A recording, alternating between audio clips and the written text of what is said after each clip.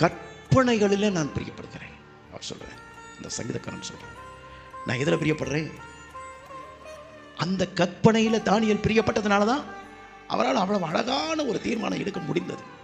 அந்த கற்பனையில் யோசேப்பு பிரியப்பட்டதுனால தான் அவரால் அவ்வளவு அழகான ஒரு இந்த கற்பனையை கொடுக்கிறதுக்கு முன்னால் வாழ்ந்தவர் யோசேப்பு.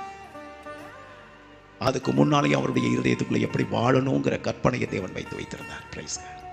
அவனுடைய வழி வகையில் வந்த மோசே தான் கற்பனைகளை எழுதி கொடுக்குறார். மோசைக்கு தான் தேவன் எழுதி கொடுக்குறார். மோசே தான் எல்லாருக்கும் ஜனங்களுக்கு கொடுக்குறார். தேவன்கிட்ட எழுதி வாங்கிட்டு வர்றார். இதெல்லாம் நமக்கு தெரிஞ்ச விஷயம்.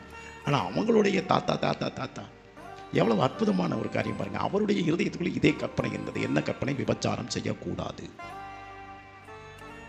நாம் எதில் பிரியப்படுகிறோம்?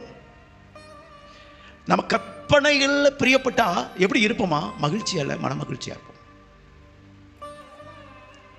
மன மகிழ்ச்சி, முகமலர்ச்சி. மனமகிழ்ச்சி நல்ல ஔஷதம். ஒருத்தர் மனமகிழ்ச்சியா இருந்தாலே சுகமா இருப்பான். மனசு துக்கப்பட்டுச்சுன்னா வியாதி வந்துடும், பலவீனம் வந்துடும். இந்த சரீரத்துக்கும் இந்த மனத்திற்கும் ஏக பொருத்தம், கொஞ்சம் அப்படியே ஒரு கான்டாக்ட் இருக்கு. மனசு ஒரு மாதிரி இருந்துச்சுன்னா சரீரம் ஒரு மாதிரி ஆட்டோமேட்டிக்காக மாறிடும்.